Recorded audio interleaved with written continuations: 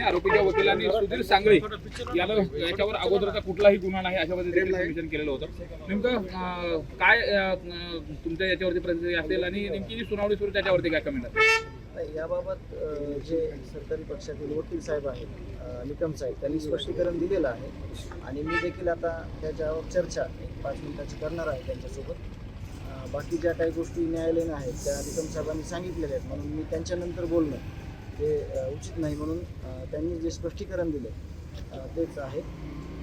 मात्र संतोष देशमुख हत्या प्रकरणामध्ये आतमध्ये जेलमध्ये असलेल्या आरोपींची बाहेर घोषणाबाजी केली जाते आणि लक्ष्मण हाके यांच्या स्वागतासाठी आलेले लोक तशा पद्धतीची घोषणाबाजी करतात. एकीकडं लोकप्रतिनिधींकडून खोट्या वल्गना केल्या जातात की सामाजिक सलोखा बिघडला आहे, काही समाजातील प्रश्न निर्माण करतात, परंतु आरोपीचं समर्थन करणाऱ्या ज्या टोळ्या आहेत जसे की मी याच्या अगोदर सांगितलेलं आहे, इथं अजितदादा पवार जे उपमुख्यमंत्री आहेत त्यांच्या पक्षाचे पदाधिकारी इथं हेरिंगच्या दरम्यान येतात, हेरिंगसाठी थांबतात, आरोपीचं समर्थन करतात. याच्यावर कुठलीही दखल घेऊन कारवाई झाली नाही.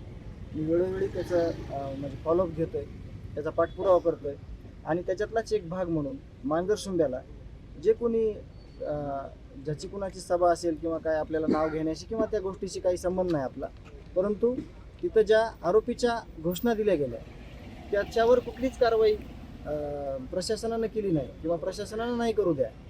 ज्याच्या समर्थनार्थ ज्या आरोपीच्या ज्या घोषणा दिल्या गेल्या, ज्या वल्गना केल्या जातात की सामाजिक सलोखा बिघडला आहे, त्या व्यक्तीनं देखील त्याच्यावर कुठंही स्टेटमेंट दिलं नाही किंवा त्याच्यावर कुठंही सांगितलं नाही की हे चुकीचं आहे. म्हणजे एकीकडून फक्त दिखावा करायचा आणि एकीकडून आरोपीचं समर्थन करायचं हे न झाकणारी गोष्ट आहे, हे सर्वांना कळलं आहे.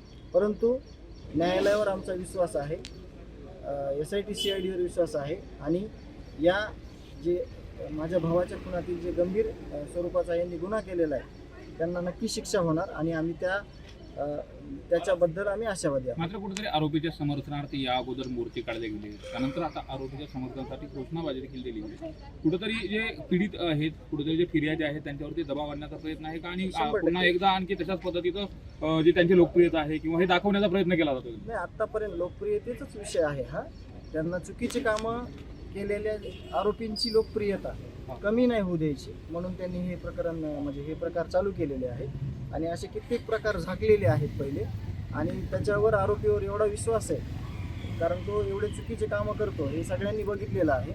आणि तसाच एक प्रकार आहे की कुठंतरी कुटुंबाला भयभीत करायचं आणि आरोपीचं समर्थन करायचं, तर ते काही नवं नाही. ते आरोपी अटक झाल्यापासून मोर्चे ह्या सगळ्या गोष्टी आपण सगळ्यांनी बघितलेल्या आहेत. मात्र हे प्रकरण सुरू असताना महादेव मुंडे हत्या प्रकरण देखील समोर आलं होतं. त्या प्रकरणात SIT गठीत झाली, मात्र त्यातला जो तपासाचा जो विषय आहे तो अद्यापर्यंत पुढेही आलेला नाही.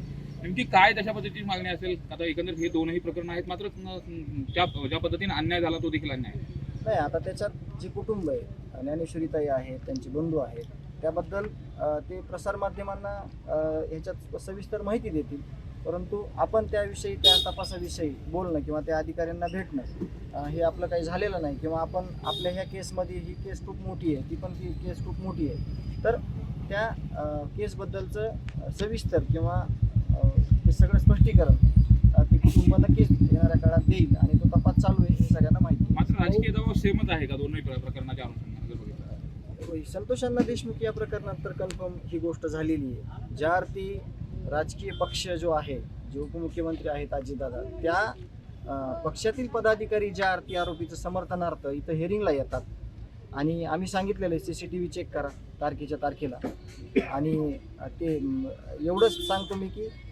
घड्याळ चिन्ह असलेल्या गाड्यासुद्धा इथं येतात, आत्ता देखील येतात आणि आरोपीचं समर्थन करतात. याची गांभीर्यानं दखल घेणं गरजेचं आहे, परंतु दखल अजितदादा कुठेही घेतलेले दिसत नाहीत. तरी मी त्यांना संपर्क करण्याचा प्रयत्न केलेला आहे, परंतु मला तिकडून एकही रिप्लाय आलेला नाही. म्हणून मी एवढंच करू शकतो की त्यांच्या संपर्कात जाऊन ह्या गोष्टी निदर्शनात आणू शकतो. बाकी कारवाईचा जो अधिकार आहे तो अजितदादाचा आहे. परळीमध्ये बॅनर लागले गेले, त्या बॅनरवरती आजही वाल्मिक कराड यांचा फोटो आहे आणि राष्ट्रवादीचे पदाधिकारी असलेले हे बॅनर लावतात.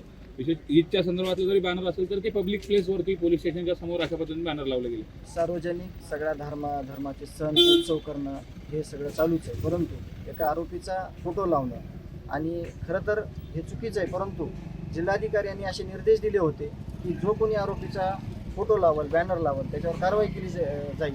परंतु आत्तापर्यंत तरी कुठं कारवाई केलेलं निदर्शनात आलं नाही, परंतु नक्कीच त्याच्यावर कारवाई होईल अशी अपेक्षा बाळगू. आणि जर कारवाई नाही झाली तर जिल्हाधिकाऱ्याकडे त्यांची भेट मागून किंवा त्यांची वेळ घेऊन या विषयावर आपण त्यांना सविस्तर विचारला. नाही, त्याची सर्वस्वी जबाबदारी जी आहे ती प्रशासनाची आहे. जर कुटुंबाला कुठला धोका झाला, समाजात कुठला धोका झाला तर त्याची सर्वस्वी जबाबदारी ही प्रशासनाची आहे. हे मी तुमच्या माध्यमातून सगळ्यांना सांगतो. त्याची गांभीर्यानं दखल ही प्रशासनानं घ्यावी. त्याला त्वरित कुठं आहे तो बघून त्याला अटक करण्याची मागणी वारंवार समाजातून कुटुंबातून होत आहे. तर त्याला अटक केलं पाहिजे आणि जर काही त्याच्यापासून धोका कुठलाही झाला त्याची सगळी जबाबदारी ही प्रशासनाची आहे.